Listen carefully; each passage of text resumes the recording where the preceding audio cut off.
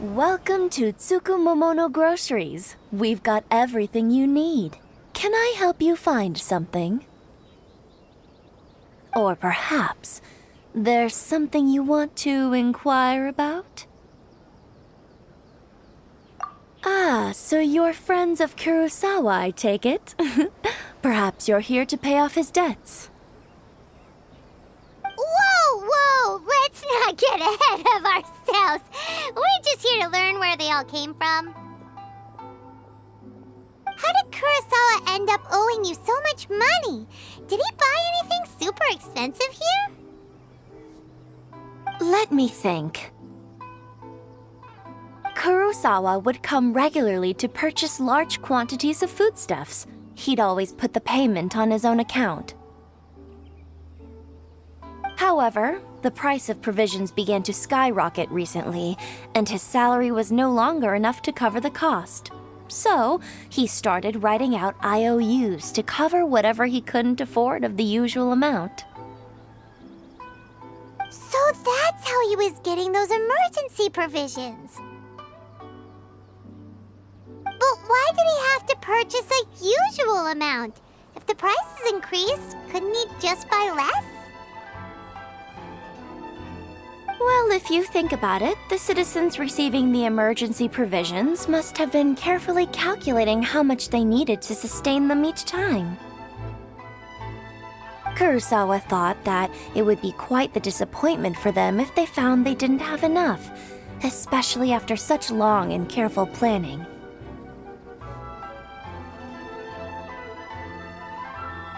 So he deemed it necessary to take on the debt rather than let the people down.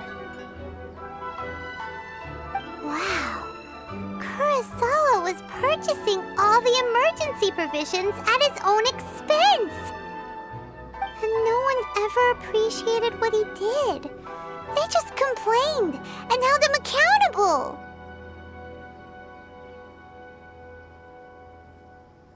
People's attitudes will always reflect their circumstances. In the face of hardship, nobody cares to think twice. If you ask me, had Kurosawa told everyone the truth about the supplies from the start, then there wouldn't be such a severe backlash now. Of course, I'm sure there would still have been some unrest. What he was doing was truly a thankless deed. As for why he chose to spend his own money on emergency provisions and never tell anyone, I'm still not too clear myself. If you're still curious, why don't you go ask him yourself? I see. That reminds me, it seems that his vision was recently confiscated. Most unfortunate. If he doesn't clear the debt on his name, he'll have no choice but to sell that sword that is so dear to him.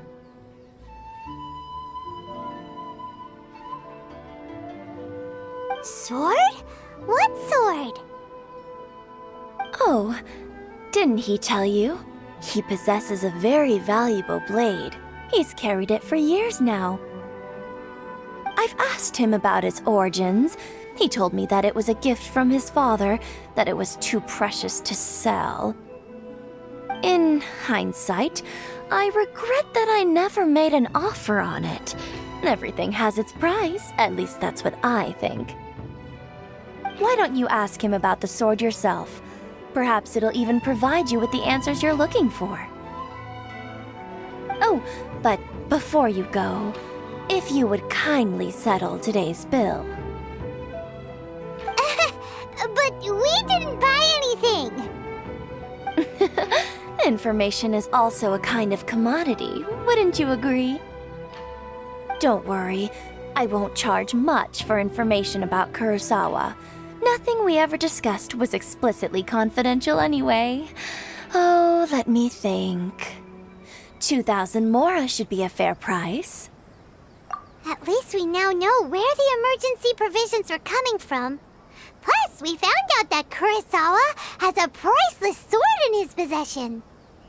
Let's go talk to Kurosawa again and see if he can remember anything.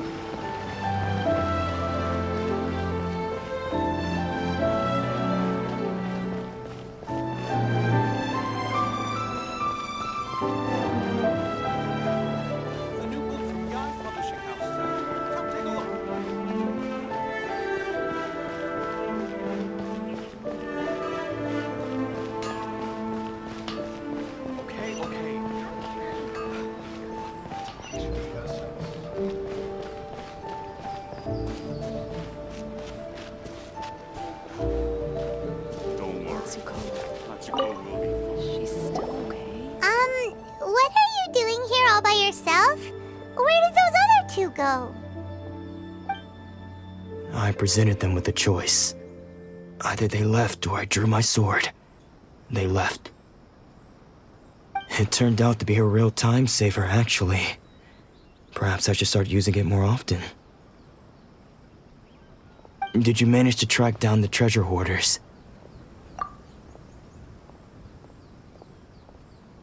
That just about sums it up. It turns out that you really were distributing emergency provisions, but they were all purchased at your own expense. Strange. Is that really the kind of person I was? I don't really have any such recollection. Even after all you've told me, I still don't remember anything. Why was I purchasing emergency provisions for everyone? And why would I put myself in such a difficult situation? I really don't understand. But I cannot deny that when I brandished my sword to scare those two away, I could sense that my body was somehow reluctant to do so. This sword was once wielded by my father. I remember once when I was young, I wanted to sneak out with the blade and show it off to the kids next door. My father ended up catching me in the act and scolded me severely. What did he say? I can't seem to remember that either. It would seem that I forgot many important things when my vision was taken from me. So many memories gone. Forever. No matter how hard I try to remember. All I can remember now is my father telling me that this blade bore his life's creed. Before he passed away, he placed the sword in my hands and said to me, "With this sword, you should..." Hey, if you look carefully, there seems to be some words engraved on the hilt. Can you recognize the words?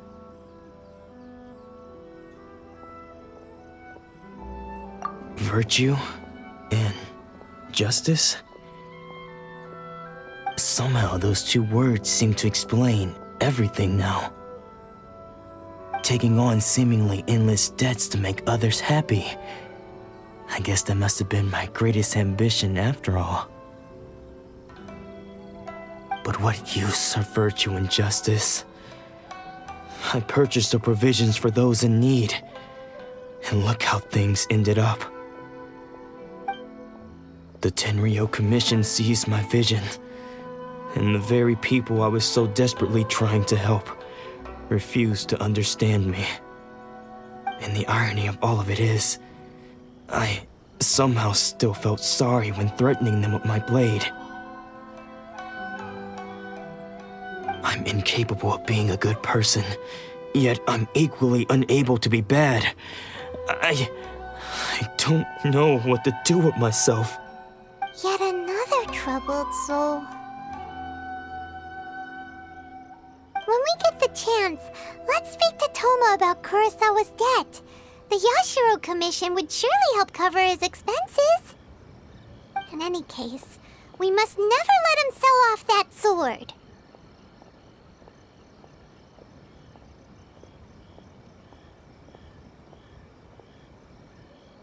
Yeah, seems like losing all ambition is a terrible experience. Fortunately for us, you don't have a vision. Let's go find the next poor soul.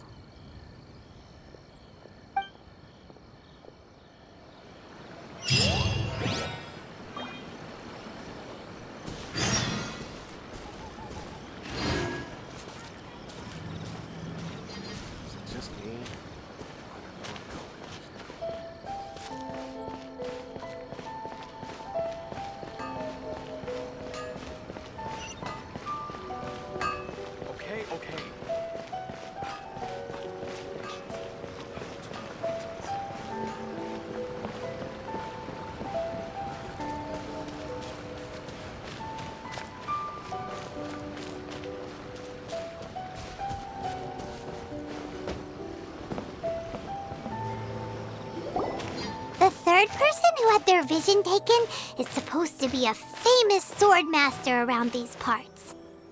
Paimon heard that he's the present-day master of Meikyo Shisui art. Sounds pretty impressive. This is his dojo. Luckily, there's some people around. Let's go talk to them. Nanako, don't worry. Sensei will be fine. Those thugs that challenged the dojo were strong, but he fought them all off in the end, didn't he? Maybe, but I'm still worried about him. Things have gotten dangerous before in the past, but it's never shaken him. This time, though... It's just because he's been possessed, that's all. Once the exorcism has taken place, he'll be right as rain in no time. Hey there! Did something happen? Who are you? I don't care whether you're trespassers or just here to harass us while Sensei is impaired. Get out of here immediately! Don't make me draw my blade, or you won't live to regret it. No! You got it so wrong! We just came here to...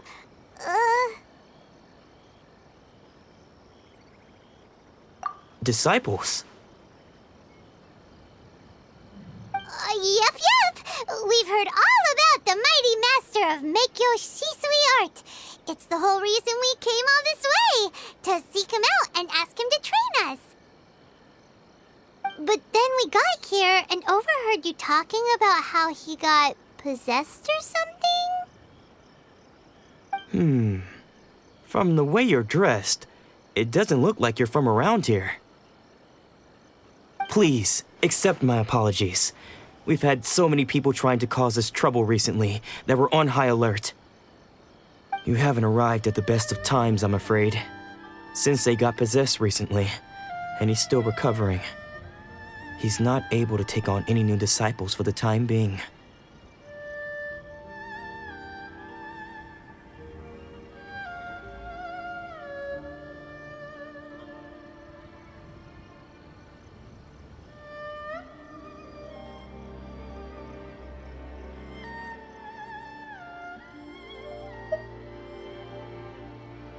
I see you are earnest in your pursuit. Okay, how about this? My fellow disciple Nanako and I will explain Sensei's situation to you in a little more detail. Then you can decide whether to stay or to leave. Sensei's name is Domon, a name I'm sure you've already heard. Though self-taught, he mastered the art of the sword to a high level. He then proceeded to defeat many other prominent sword masters, never losing a single fight. He once said that his goal was to become the best sword master in the world. And so, even while training us, he continued to hone his own art. His fervor truly inspired us, and we trained hard, determined to keep up with him. But then... Not long ago, Sensei had his vision taken away. He hasn't been the same since. He says the strangest things over and over, and he refuses to let us train. Junya and I have discussed it, and we both think that he's been possessed by an evil spirit. So we've asked the shrine maidens from the Grand Narukami Shrine to perform an exorcism. But if I'm honest, I still have my doubts over whether he'll completely recover. The Grand Narukami Shrine? What's that? You haven't heard of it? It's the largest shrine on Narukami Island. The head shrine maiden is reputed to have very close ties with the almighty Shogun herself. Not that we'd have any means of involving the head shrine maiden, of course. But even one of the ordinary shrine maidens from the Grand Narukami Shrine would have clear power and authority to perform an exorcism. So don't worry, Nanako. Sensei is going to be just fine. The exorcism will take place this evening. You're both more than welcome to come and watch if you're interested. So, losing your vision can cause possession? Guess we should come back this evening and see for ourselves.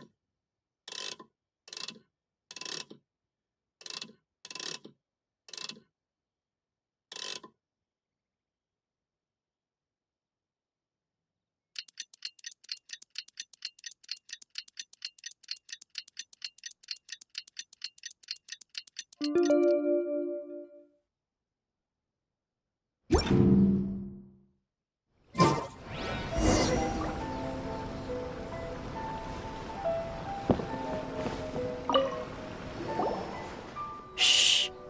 So you decided to come. It's a good thing you didn't arrive any earlier. You would have had to witness Sensei in one of his fits of madness. Just now, when Nanako was attending to him, she heard him whispering a few names to himself. When she asked him who the people were, he suddenly looked panic-stricken and pushed her away. It looked like he was in great distress.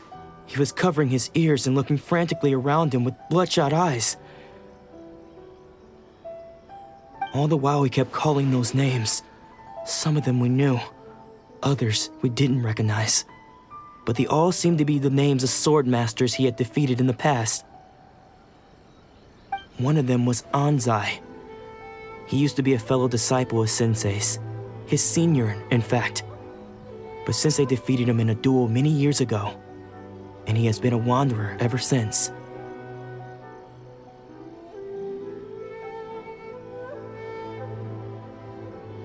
Sensei wouldn't stop calling his name. Thankfully, the shrine maidens managed to subdue him, so the exorcism can finally continue. The ritual has now begun. All we can do is patiently await the result. Here's hoping Sensei will be back to his normal self very soon. Please, excuse me for a moment while I fetch some water. If he wakes up, he is sure to be thirsty.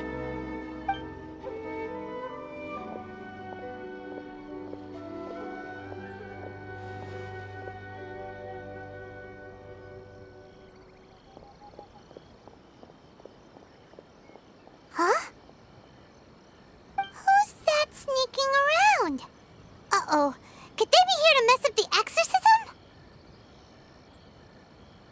We won't let them get away with it. Come on, let's go after them.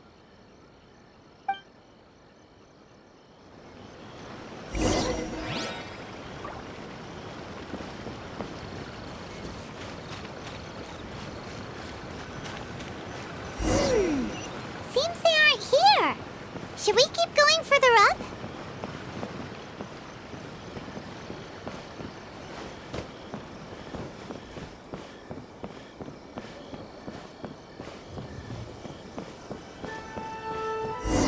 Is this definitely the right place?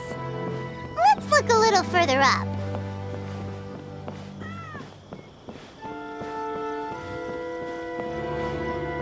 Aha! Suspicious person sighted! That's gotta be him!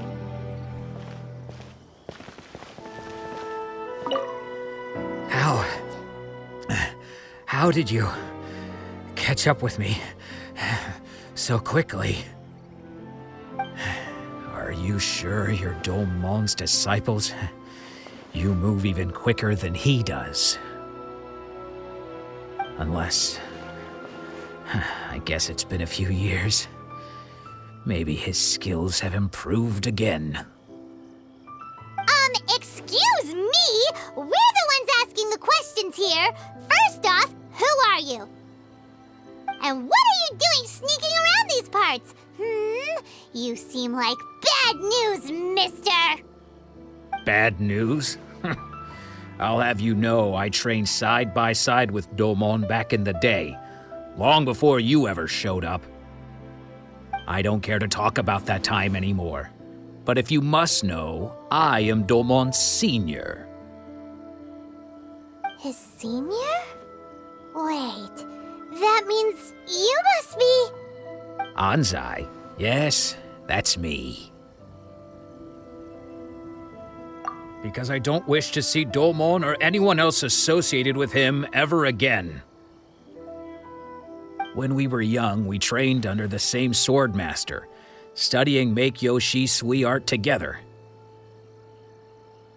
I had begun training 5 years before him, and everyone looked up to me as a steady and dependable older disciple.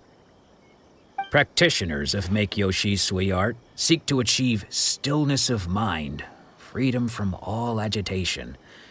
So the majority of disciples are indifferent to rank and reward.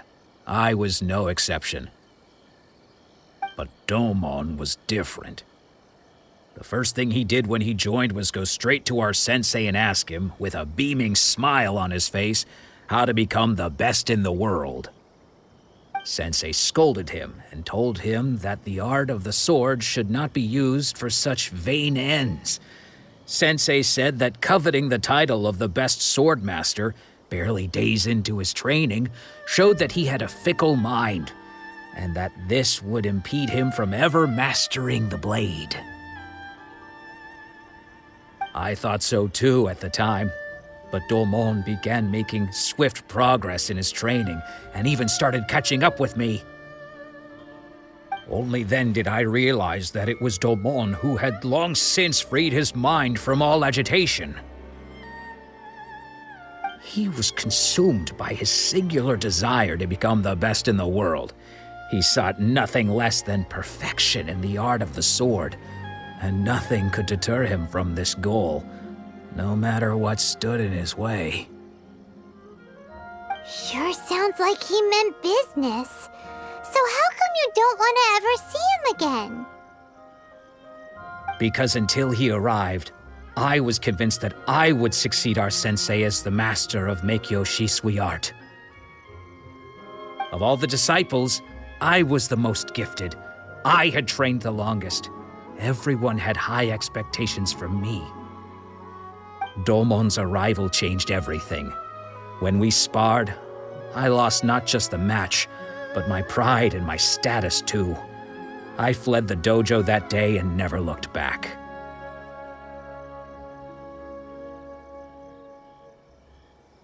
Later, I heard that he sparred with Sensei too.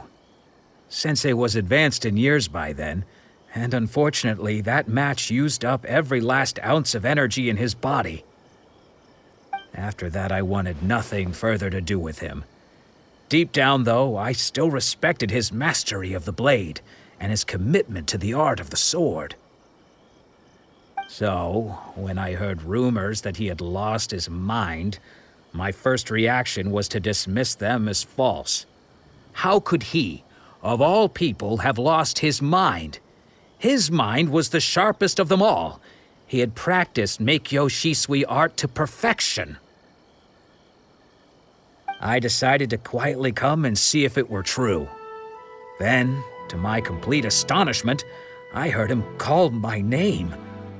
I thought mine was a name he had long since forgotten. So you see, I came here not to cause him any harm. I just wanted to see for myself. Okay, you've heard my story. You should get back now. The exorcism is probably finishing. Seems like we got it wrong this time. He wasn't here to mess up the exorcism at all. Still, Paimon's not sure we should bring him back with us. Let's go see how the exorcism's coming along.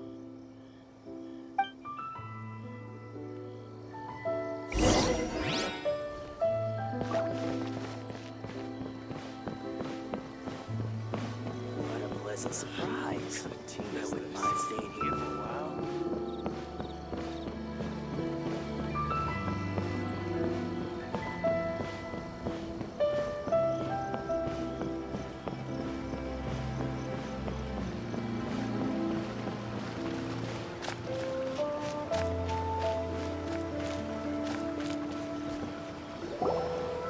What? You're saying he isn't possessed? Does that mean he's just lost his mind? But how is that possible? No, I refuse to believe it. Something's clearly wrong. Nanako, please, try not to get agitated. I am sorry. With what powers I have, I can find no sign of any malignant spirit having possessed Domon. But spirits may take a myriad of forms in this world, many of which I cannot claim to have witnessed myself. Thus, I dare not rule out possession with complete certainty. And all is certainly not lost, for I received word not long ago that Lady Yae has taken an interest in your sensei's case. Lady Yae? Is that the same Lady Yae that I think you mean? The head shrine maiden of the Grand Narukami Shrine? That's wonderful news! Then Sensei will be sure to recover. Correct. Lady Yae is most knowledgeable indeed, and has abundant experience in the exorcism of evil spirits and aversion of great calamities. I am unable to say for certain whether an evil spirit has possessed your sensei, but Lady Yae can give a conclusive verdict. Excuse me, Miss Inagi, but I must ask, should we prepare a greeting gift for Lady Yae? That won't be necessary. All that is required of you is your timely arrival at the Grand Narukami Shrine. Lady Yae does not like to be kept waiting. I must leave now, but we will meet soon at the shrine. I wish Domon a full and speedy recovery.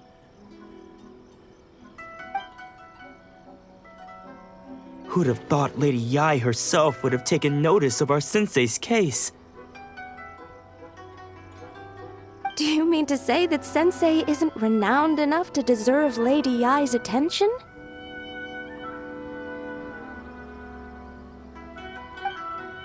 No, that's not what I meant at all. You misunderstand me. I just mean this is Lady Yae, the head shrine maiden. She has direct and close contact with the almighty Shogun herself.